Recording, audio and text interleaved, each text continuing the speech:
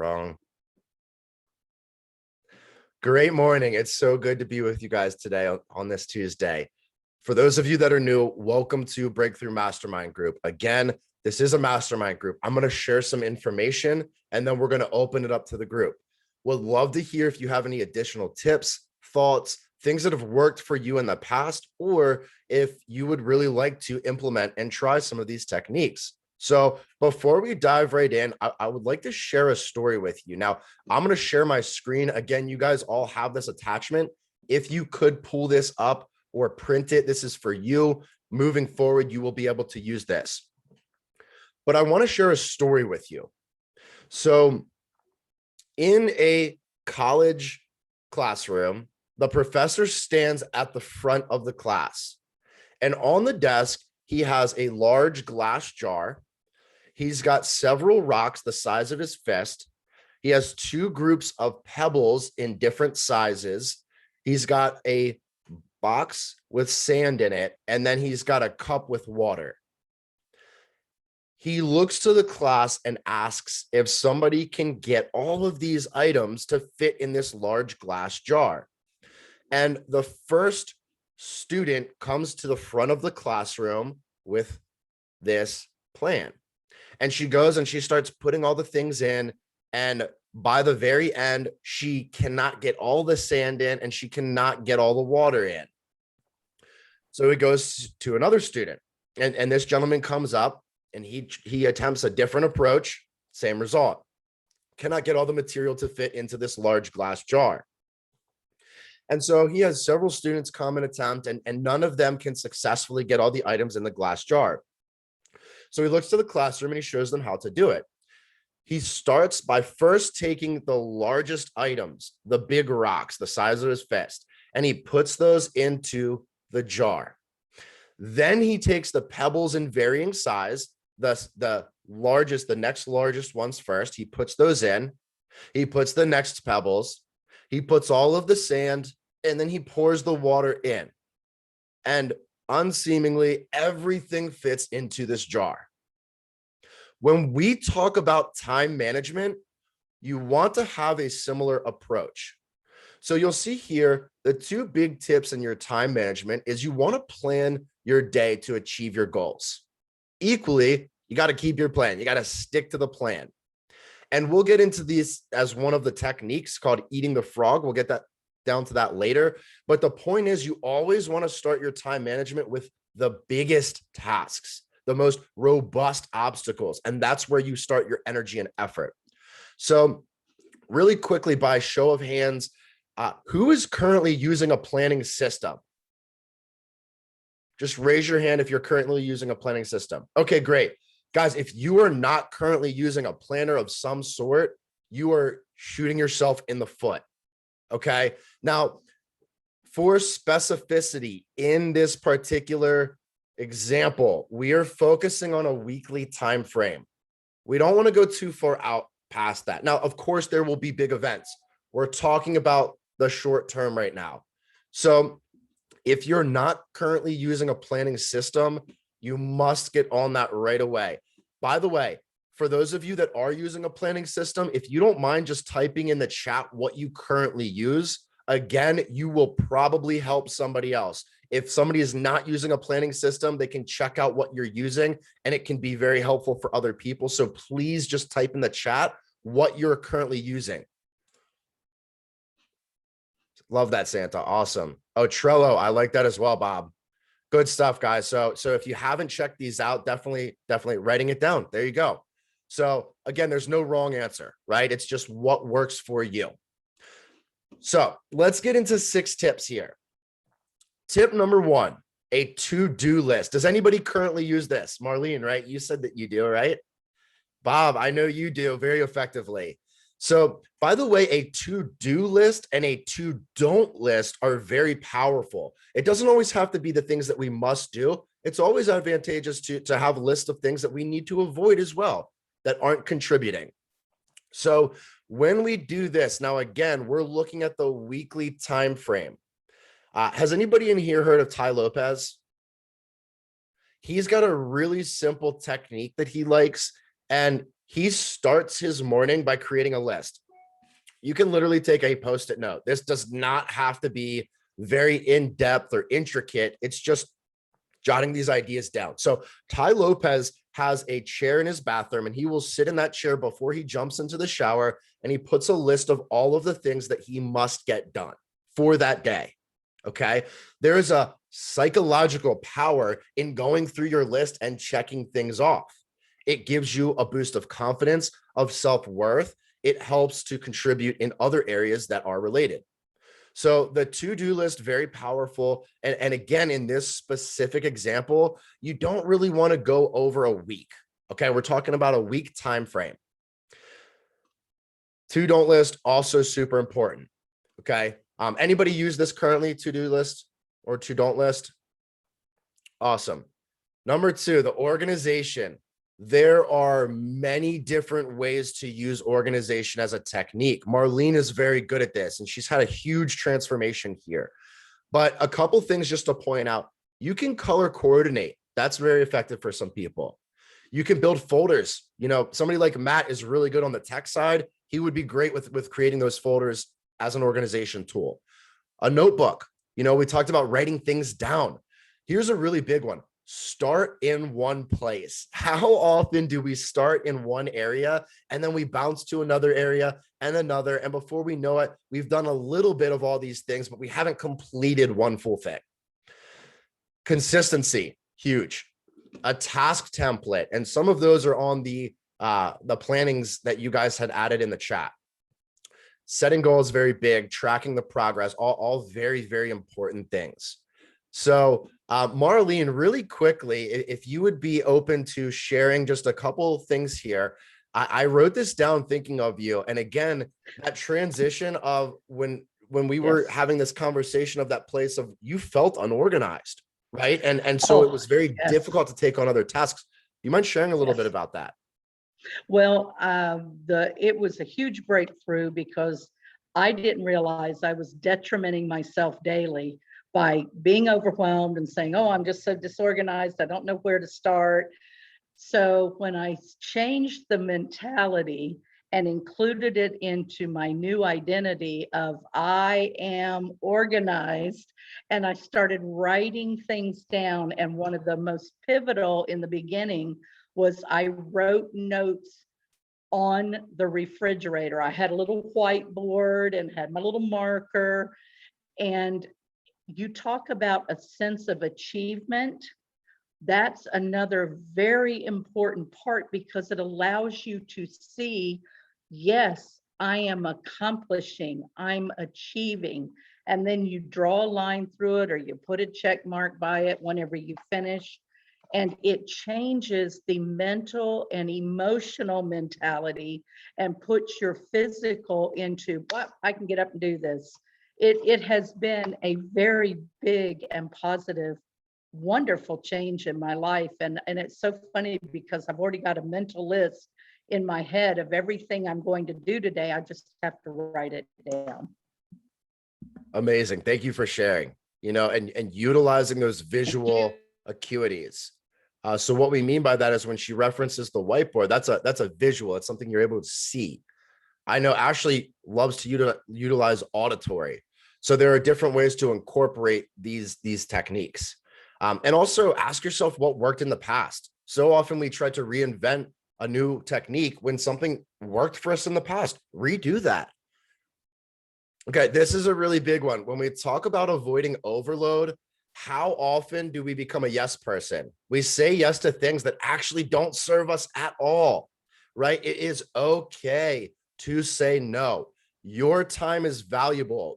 Pretty much everybody on this call is a business owner, right? So if you're an entrepreneur or a business owner, your time is even more valuable because you have to make executive level decisions every single day. We get caught up in saying yes to so many things that don't serve our bottom line. So you've got to be very clear on your goals. That's the biggest part. When you have clarity on the what, then we know, does this serve that what? Yes or no? If it doesn't serve it, we can simply say, I appreciate that opportunity, but it doesn't serve my big goal. So I'm going to have to pass on this one. Please let me know about the next one. That's not a harmful thing to say.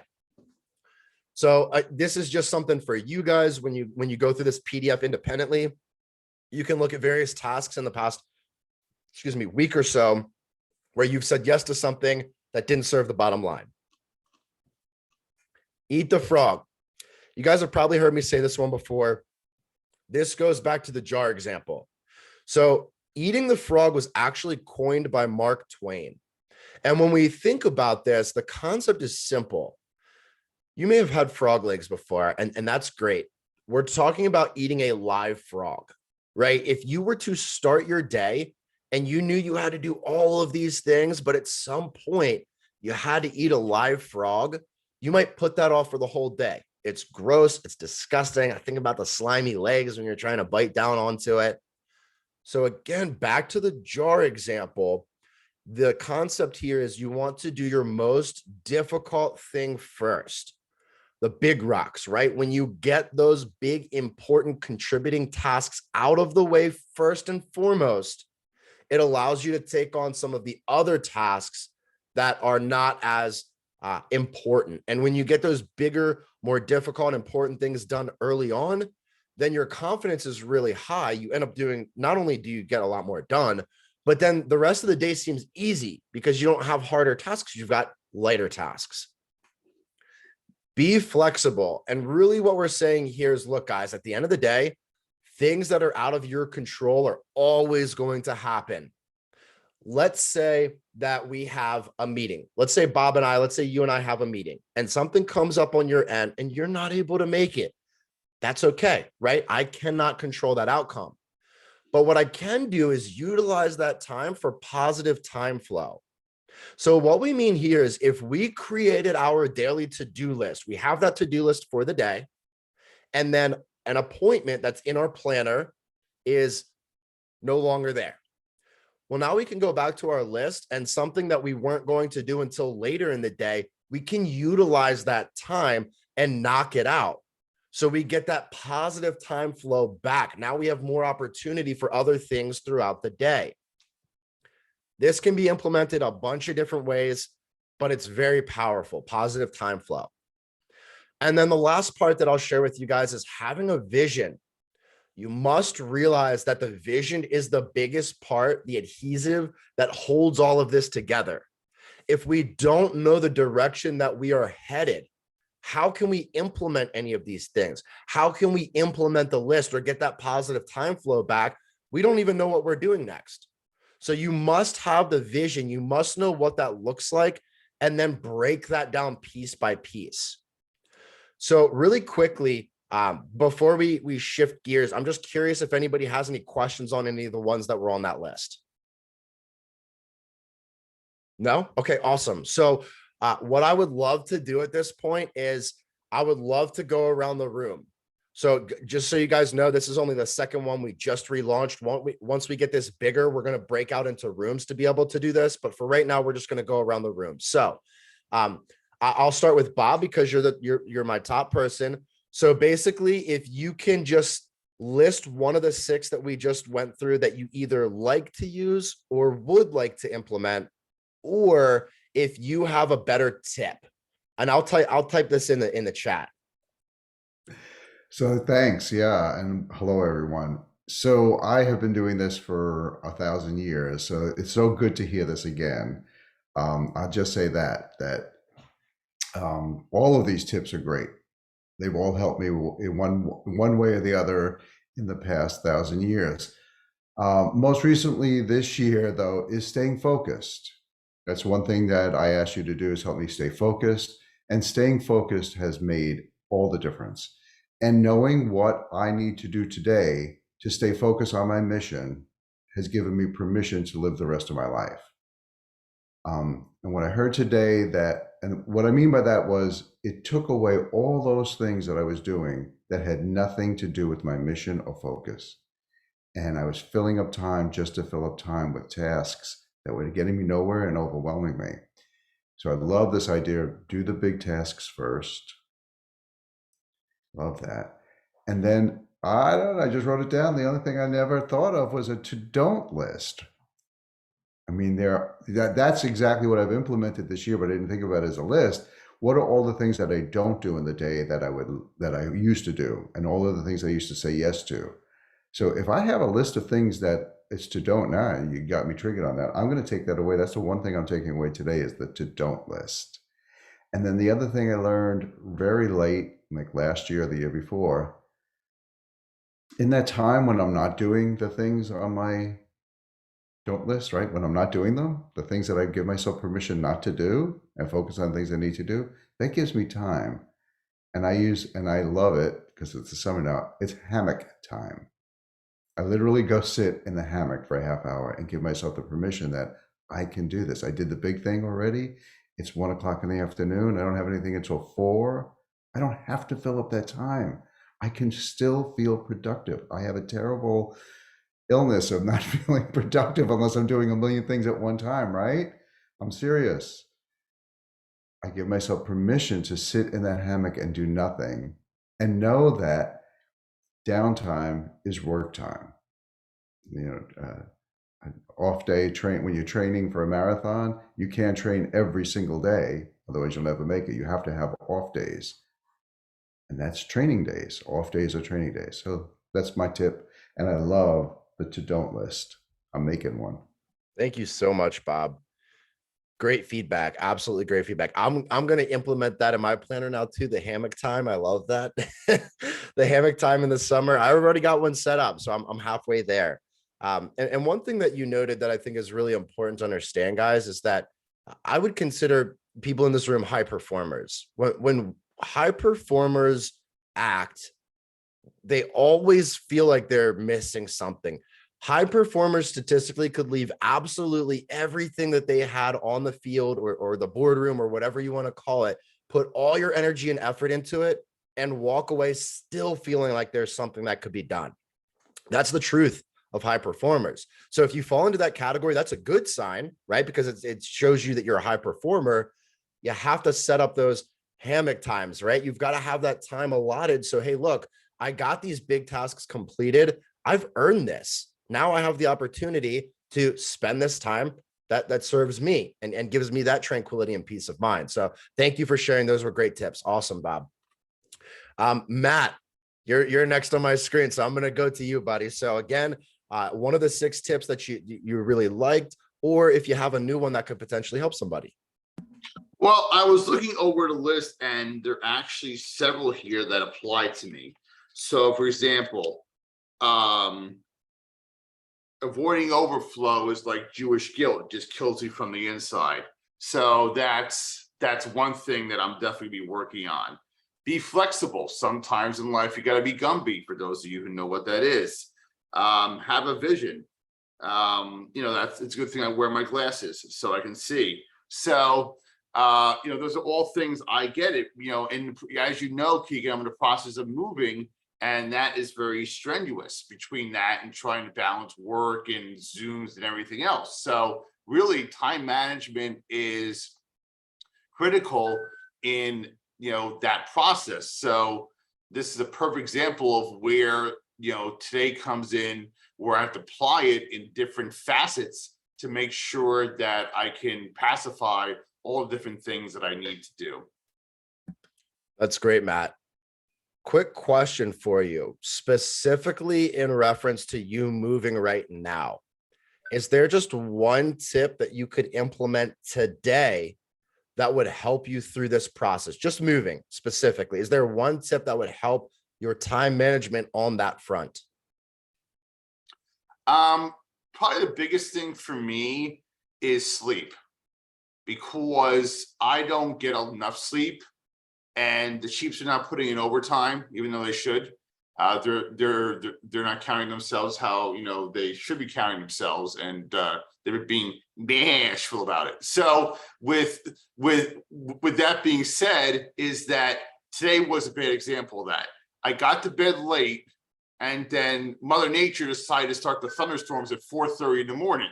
So I barely got any sleep, and like right now, I feel like the cranberries, and I'm a zombie. So that's one thing I could, that help, because if you're tired and you're lethargic and you feel run down, it's hard to implement that list because you don't have the energy to do it. So I think that's an underlying factor that I definitely need to work on. Awesome. Thank you for sharing. I would, if I'm you, I would implement the planning side, the structure on that front. And what I mean specifically is you should have a relative time frame where you go to bed and a relative time frame where you're waking up, and create consistency there. So for example, you may say something like, I go to bed at 10:30 and my alarm is for 6 a.m. That's just an example, of course, but that allows you to say, look, that's my sleep time. And if other things interfere with that time, you just say no to them or you put them off, so great stuff. Ashley, same thing to you. So one of the 6 tips that you would like to implement, or if you have another tip that could be helpful for somebody else.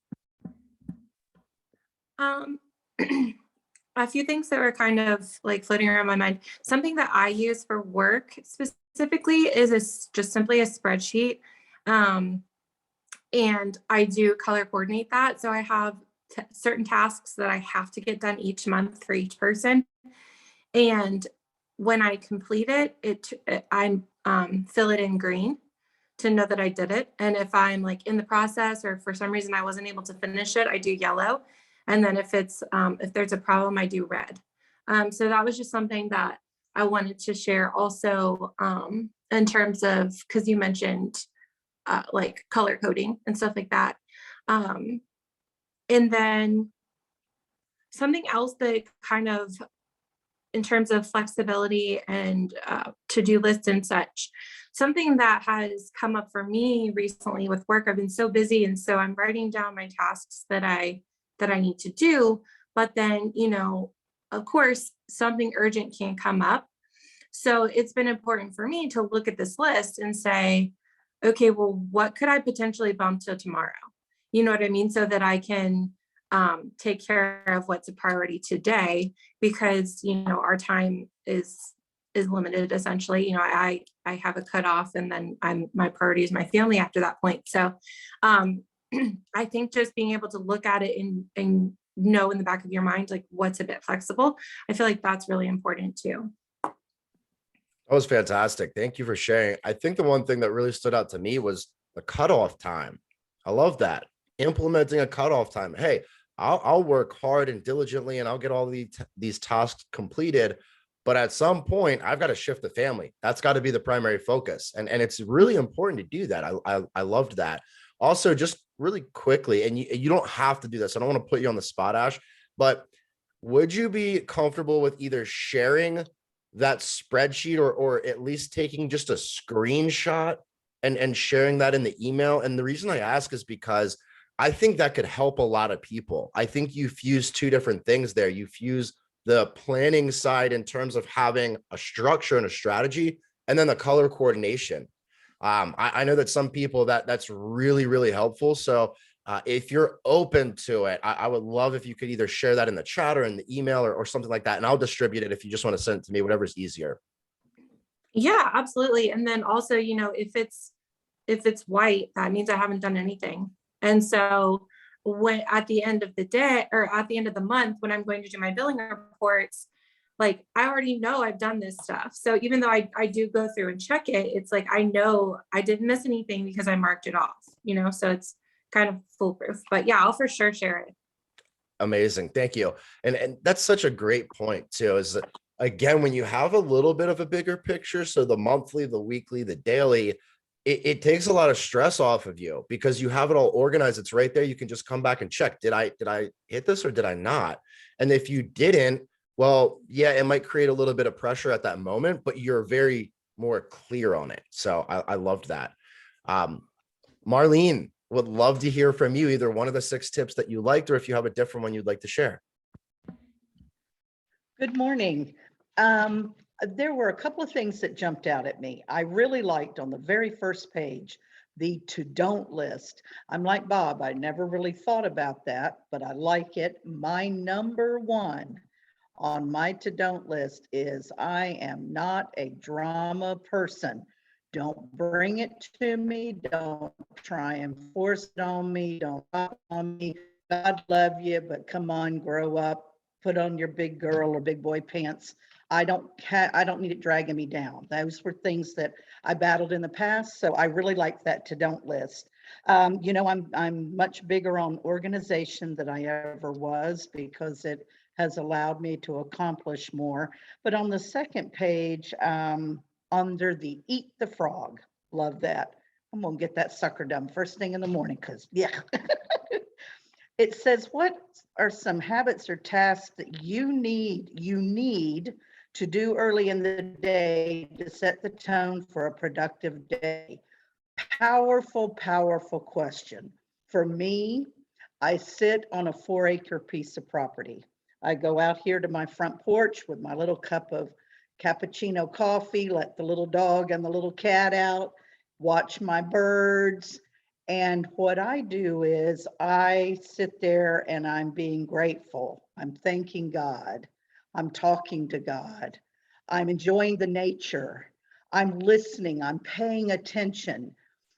Empty your mind of all of the negative, anything and everything, and say, okay, I'm listening, God. I'm sitting still and I'm listening.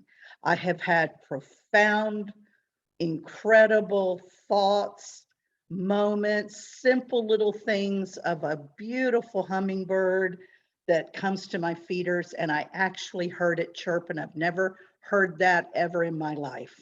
So there are very profound things about setting the tone of our mind, our spirit, our body, our outlook, our attitude, our gratitude, setting that first thing in the morning. So to me, I really like that. And I also be flexible because sometimes I get a little bit caught up in what I'm doing. And having that vision, because it's very important. And for me, I'm very fortunate. I have a wonderful partner, and he and I actually sit and have conversations about our vision for the future, because it's very important to be in tune and to get things ironed out. And that is part of time management. So thank you. Fantastic. Thank you for sharing. I think that you really summarized the eat the frog in a powerful way. So Thank you can you. think of it like this. There are tasks that we have to do for ourselves. There are Yes. other people that rely on us. There are other responsibilities that we have, whether that's a partner, a business, whatever it might be. There are other things that need our time and attention. It's our Yes. responsibility to get the things done in the morning or early on that serve us. It's not selfish to do that. It allows us to have Nope. that cognizance moving forward throughout the day and serve those areas even better because we're more in tune with ourselves. So I loved that. And then Thank you. Santa, last but not least, I know you have some incredible insights and tips on this. Would love to hear, again, either a tip that you liked from today or one that you would add to the list. Thanks, Keegan, for having me. I took a lot from Eat the Frog. I've never heard it said in that way, that, okay, you eat this disgusting frog, now everything else is much easier. I always thought it was just more like do the hardest thing, but I never thought of the psychological impact that, okay, everything seems normal. And depending on the fight with the frog, my struggle might be not to just be like, okay, I deserve a nap and I don't need to work after this because that just took everything out of me. So that will be my struggle. But another thing that I thought of when we were talking about that is the Pareto Law, which I think a lot of people have different interpretations of. But one thing I've been challenging myself to do is just to ask myself, is this what's going to give me 80% of my results? Like, is this just busy work, or is this going to have a profound impact in moving the needle and helping me create that vision? That's the adhesive to everything. So that's one thing I would add. I love that. Thank you so much. And guys, for those of you that are not familiar with the Pareto principle, very simple. The Pareto principle states that 20% of the energy and effort that we conduct on a daily basis gets us 80% of the results. Another way that people spin this is, if you were to go read a book right now, 20% of the information, or sorry, 80% of the takeaway, the information is in 20% of the book, right? There are a whole bunch of different ways that you can spin this. but I love what you said there, right? It's again, focusing on those tasks that get you the best return. So when you put your energy and effort in those things, you're going to get the best results. If I do the hardest thing every day, yes, there might be little things that I don't get complete, but if they're not priorities, I can shift those into a weekend, for example. But I get the priorities done now, and that serves the bigger picture and the people that need me and rely on me, or the tasks that need me and rely on me. Love that. Thank you. Taylor, I know that you can't share right now at this moment. I know that you're only available to listen in, so I'm not going to call you out on this one. But really quickly, guys, the concept here is one of the distinguishing factors between the upper class and the lower class. The upper class trades their money for time, meaning they will spend money to get more time back. That is our true commodity. The lower class will trade their time for money, right? And that would be something like, I get paid hourly to do this. So this allows you to shift your thinking when you are results driven versus time driven. The results are much greater. The output's much greater. So any guys, we're not going to do the whole hour today. Any last minute thoughts, questions, comments, concerns, anything that you would like to interject or share in terms of time management that we haven't discussed today? Bob. So yes, thank you again. And boy, I learned an awful lot. I love when it's interactive because I learn from everyone. First thing is I didn't know Marlene was my sister. So thank you so much. Sitting in the morning and doing absolutely nothing, listening to the birds, is when I get my to-do list. Things come in that I can't even think of. I have my written down to-do list, but that's inspiration and intuition. And I don't deny that, right? And that's so powerful. And the thing about the Pareto Law, I love that. Of course, I love that. But I'm learning now to zoom it out from the day to the week and the month. What is it I have to get done? What is the 20% I have to get done this week in order to get 80% impact? It may not happen today, which means that I don't have to do something today. I'm playing with that a little bit. I understand that today I have to, believe me. You're talking to somebody who is a super achiever and is that person that cannot leave the field. You just can't. I have to learn how to. I don't know if there's anybody else's, but that's bringing that up, that I now am playing with looking at the Pareto Law. Thank you for that. At a more macro level, week, month, life. And one of the techniques I've been using to play with that, to force myself to play, what if I did nothing today? What money would I lose? What people would I lose? What would I lose if I did absolutely nothing? Then that tells me what I have to do, because something will come up. Oh yeah, I won't talk to my clients today. Okay, I know I have to talk to my clients today. And then that's it. Like, there's nothing else I need to do. Right? I mean, like, well, and that, so then I sit on the porch with Marlene and the gods and the birds and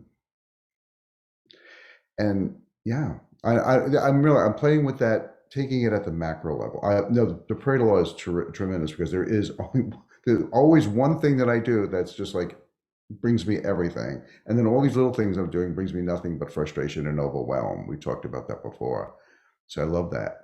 And just play with it. Just play with it more at the macro level than at the micro level. Like, what do I have to do this minute? What do I have to do this minute in order to be productive? What do I have to do this minute?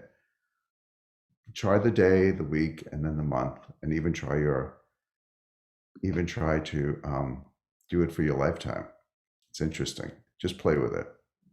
Very well said. Just out of curiosity, Bob, how does Trello fuse into what you just shared? I know you said that was one of your techniques. Yeah, Could you share a little bit with the group? Well, I mean, you know my background, so I'm a professional project manager. I'm certified as a project manager. So Trello is a project management tool, and it puts everything that I know I have to do into a tool, right? Like I have to get, I have to do so. These are all the thousands of things I have to do. So for me, it just, I think somebody said it before, maybe my sister Marlene said it before, it's in my head. It's always in my, right? But as soon as I get it down on paper or on Trello, then I don't have to worry about it anymore. It's there. And then I use what Ashley, I've always used what Ashley done. I mean, my whole corporate career was yellow, white, yellow, green, red. Those are all the tasks I have to do. And then at the end of a week or a month, which ones are still white? Do I need to do them next month? Why didn't I do them this month? Maybe I don't have to do them. Just because they're there doesn't mean I have to do them. It's just there because that was in my thought. And now my next plan is 10 times more insightful because because I see what I had to do, what I was late, why, oh, I didn't eat that frog early that time and I let it go too far, and that's why it's red. So that's how I use Trello as a project management tool, which is just get everything down on paper that you think you have to get done, and then track and monitor it every day, and then update your plans from there. How's that for an answer? Fantastic. Fantastic. I think another really big thing that stands out with what you just shared is that system that you have created also strategically sets you up for powerful reflection opportunities. So like he mentioned, when you get to the end of that month and maybe there's a task that wasn't completed this month, that allows you to reflect on it. You know, did I knowingly choose not to do this particular task, or did I actually just put it off? And that gives you a lot of power, because then when you go into the next month and you have your goals and your vision set up for that month, I know exactly what I need to do. Hey, last month I didn't do this that particular way. Let me just make a tiny adjustment. So very powerful stuff. And Ashley actually just sent me that spreadsheet. Thank you so much, Ashley. So I will send that to the group here on an email. But I think that's going to be really powerful. Guys, by the way, if you're not doing this already, I highly recommend having a little book like this that you can carry around with you. This one's only 3 by 5, very easy to bring with you. And I intentionally use this for goal setting and reflection. And that comes back to time management. And there's some really cool tips in here. I'd be happy to share them with everybody. There's also a video on this already. So if you go on to the BMG YouTube channel, you can find the video on that as well. Any other questions or tips that the group would like to share with everybody? Ashley? I will. And one thing that we mentioned, Keegan, was about the monthly takeaway. Well, I go one better. I do a daily takeaway. You know, I summarize what have I done during the day, what went right, what went positive, what went negative, and what do I need to, to work on. So you give yourself that self-assessment and diagnostic to say, okay, where are you where you need to be? So having that level of clairvoyance is very cathartic and humbling. You know, do you take accountability, responsibility, and have humility for who you are and what you've done? And I'm harder on myself than an 8-year-old of Viagra, so it makes it easy. So, but you have to have that, and not everybody has that ability to sit there and do that. Absolutely. And that measurement component that you shared is one of the biggest takeaways.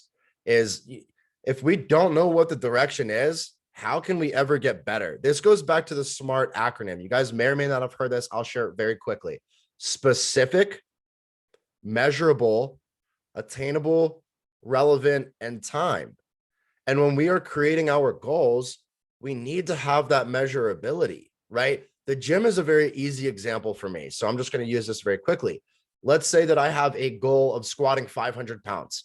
Okay. And let's say the starting point is 315. Well, I know that through compound, I can incrementally increase that weight 2.5 to 5 pounds every week. And that gives me guidance. Now I know that by the end of year 2 or year 1, I know exactly that I'm on pace to hit that 500, right? So without that measurement, it's very hard to hit your target. And this can be directly equated to the business side. Let's say, for example, you've got a monetary goal for the month.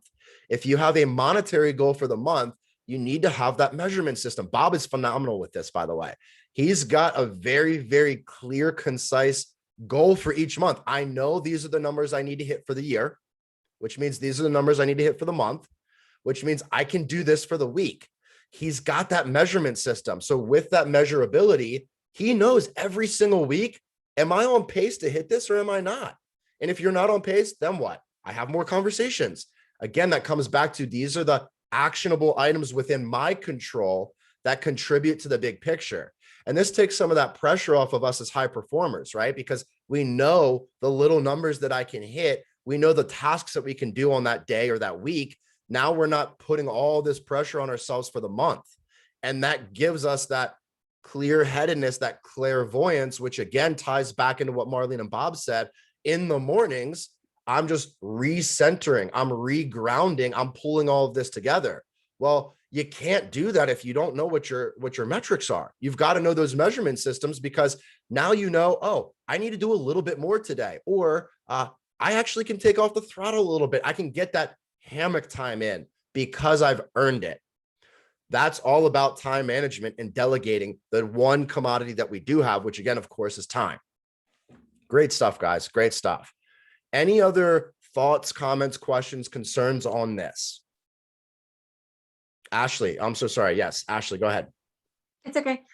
Something that popped up into my mind, a way that, like, if I know I have a lot of calls to make, or if I'm like set on what I'm doing, I will open up, like, I'll Google the name of the business that I need to call and I'll leave that tab open, because Lord knows I don't want a bunch of tabs open. But it also helps me to like visualize and just be able to click, okay, next, next, next. Same with emails. If I have an email that I can't take care of right away, I'll leave it unread and I'll get back to it when I'm able to. But like, I don't want to see 5 unread emails in my work inbox, not my personal, that's a different story, but you know what I'm getting at. Like, it's like, I let it bother me so that I get it done. You know what I mean? Like, I'm not going to clean it up and like make it all tidy and cute because I want to get these things done. That's great. And that's, in a sense, that's an organization tool for you. You allow the pain of non-completion to force you into action. It's your catalyst. That's fantastic. That's what a lot of people do. However, most people wait until it becomes a crisis and they're forced to do it. You know, so one of the things that I think has come up a couple times, and I just want to emphasize this for everybody, what Ashley just mentioned, and Marlene mentioned this before, is what we call a visual trigger. So the 3 predominant triggers that we can set up for ourselves on a daily basis to really help enforce time management: visual, auditory, and kinesthetic.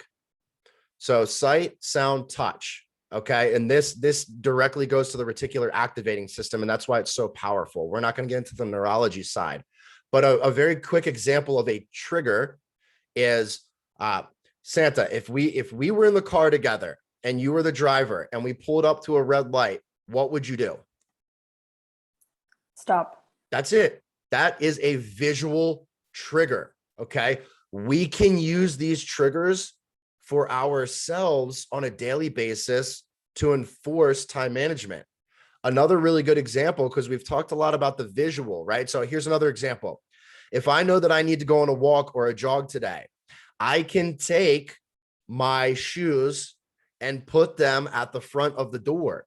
So if I go in or out of the door, I'm visually seeing the shoes. Oh yes, I'm reminding myself I need to get that done. Like Ashley, I don't open the email. I leave it unread because that's a visual trigger. Then I need to get that task done. An auditory, let's talk about an auditory one.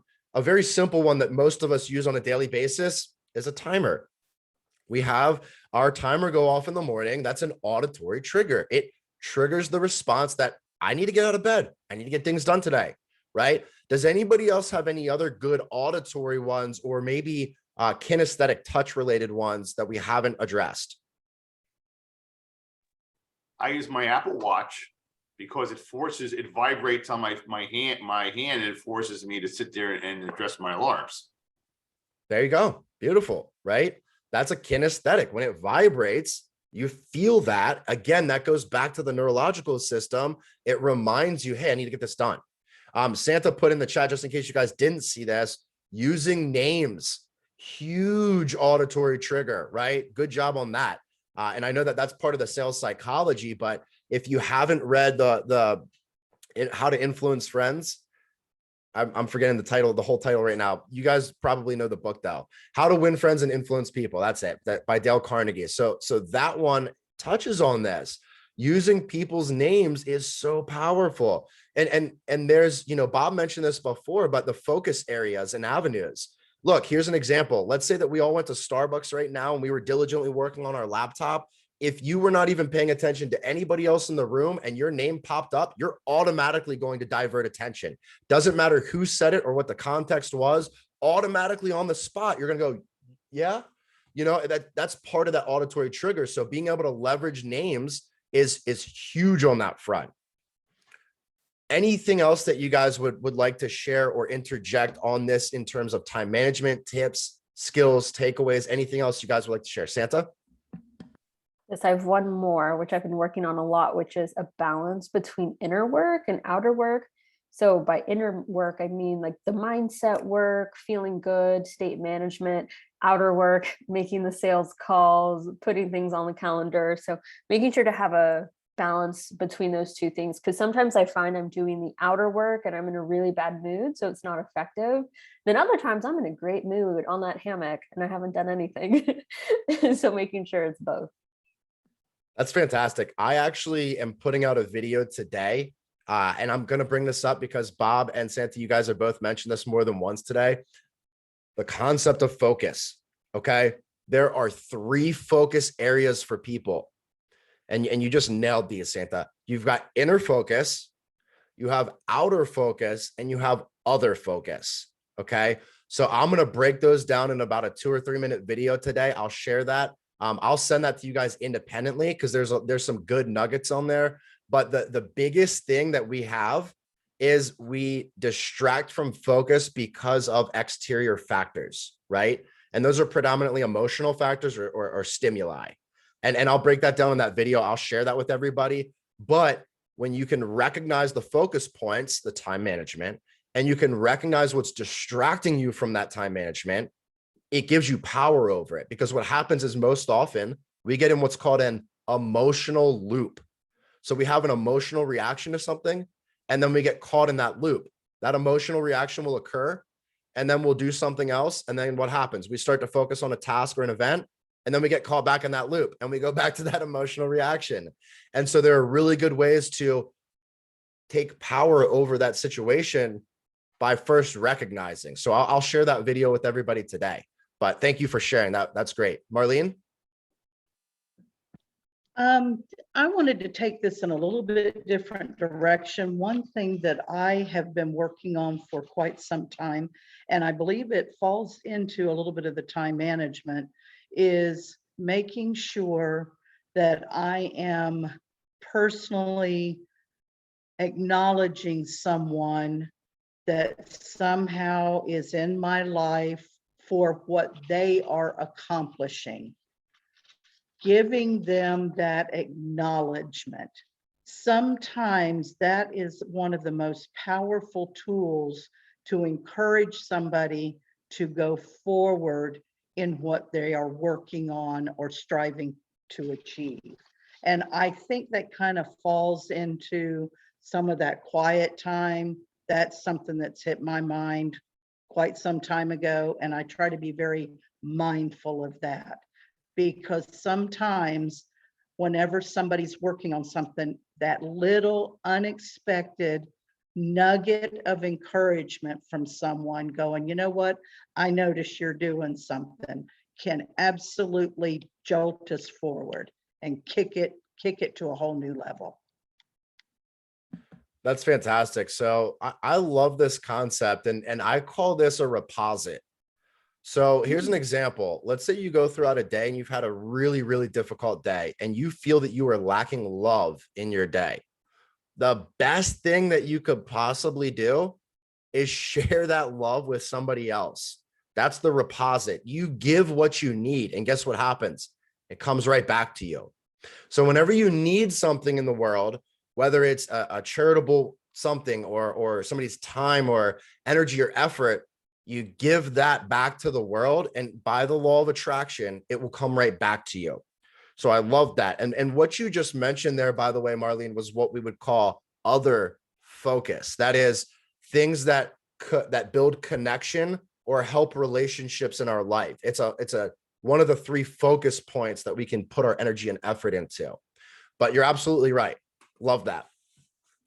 So guys, we went through the 6 tips on the time management. I hope that story resonated with you, and hopefully you think about this the next time that you go into delegate your time. So again, the concept there is, if that glass jar is your day, you want to handle the big items first. You want to knock out those large rocks.